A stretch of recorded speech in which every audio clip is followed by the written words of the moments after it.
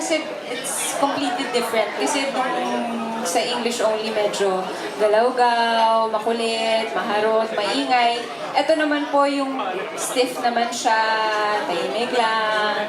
Lahat nasa utak niya lang, palagi lang siya nag-iisip.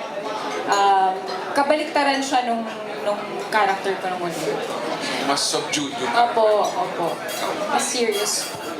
Yun yung mga role na pag tinignan mo, pag pinanood mo parang ang dali lang. But for me, honestly, hirap ako. That's why I was so thankful because hindi ko natatouch yung mga yung pagka-light ko pagdating sa screen. And ang tendency ko is always to go heavy.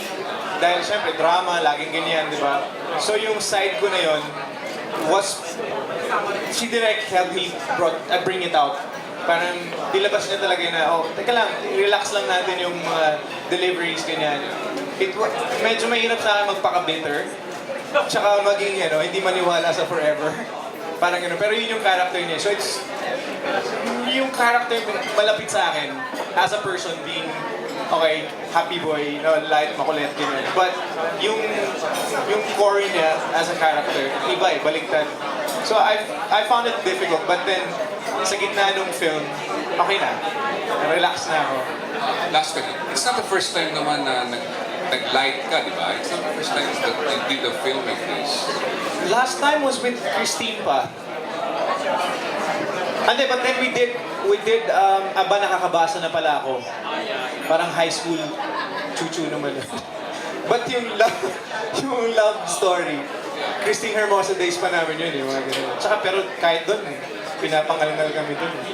So, it's nice. I mean, if magbibigyan ako ng choice to work on another project, rom-com or light drama. But I think, ewan ko, sana si Direk ma-recommenda ako sa ganun. Okay, thanks. Thank you. It's a question from Gorgie Rula.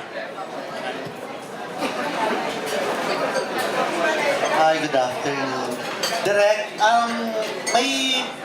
may inspiration ba kayo dito sa story? Kasi parang mukhang nalalapit sa inyo story ng writer, ganyan. May pinanggalingan po ba yan? Meron ba kayong pinaggayahan na storya?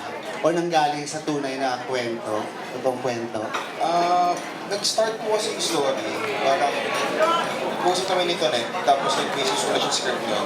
Tapos naisip lang namin, what if, di ba may process from kung ano yung nangyari talaga, tapos gagawin mo ng script. May mga nagbabago, di ba? Siyempre may sarili ka ng bias. So yun, dahil natuwa kami doon sa idea na paano kaya na-interpret ng isang writer. Paano niya natatransform yung something real to something cinematic. Actually, doon lang nagsimula yung conversation namin dalawa nun. So wala naman kayo pinanggalingan na kwento? Wala naman. Ano lang, tapos after nun, usap kami, ganyan-ganyan, tapos nabuo yung character ni Mia. Okay. Mas may pressure po ba ngayon? Kasi ang hindi na-expect yung lakas nung English only this last year. So mas may pressure po ba ngayon na baka hindi niya maabot o baka mas malagpasan ba? O yung expectation sa mga manonood after the success of English only? Honestly, meron po, malaki po yung pressure. Pero hindi ko na lang iniisip most of the time. Kasi pag iniisip, baka, di ba? So, ngayon, parang gawin natin yung trabaho natin, gawin natin ng maganda. Ayun, tapos sobra akong happy kasi supportive yung team. Kasi promise, kung nakapunta tayo sa set, ang ganda. Kukulitin lang ako most of the time talaga. Nabanggit kasi ni Jenny na parang tinanong ko kasi kung halos pareho ba ng English only. Sabi niya mas madrama daw ito ngayon. Mas madrama nga. Iniba po namin yung tono from, kasi yung English only, EOP, mas light siya, rom-com. Ganun, pinasukan namin ng drama ng konti. Konti tulas ng drama. So, yun. Konti pa yun ha, po sabi ni Jen madrama daw. Surprise na lang yung ano. Okay. Sige, thank you, Direk. Thank you po. Jericho, happily married ka, pero anong pananaw mo dito sa hashtag walang forever? Naniniwala ka ba na walang forever o may forever? Maraming, sa aspeto ng buhay, maraming walang forever. And wala, it's, Filipino lang nakakagawa ng ganun. Pinagtatawanan natin yung mga bagay na ganyan, di ba?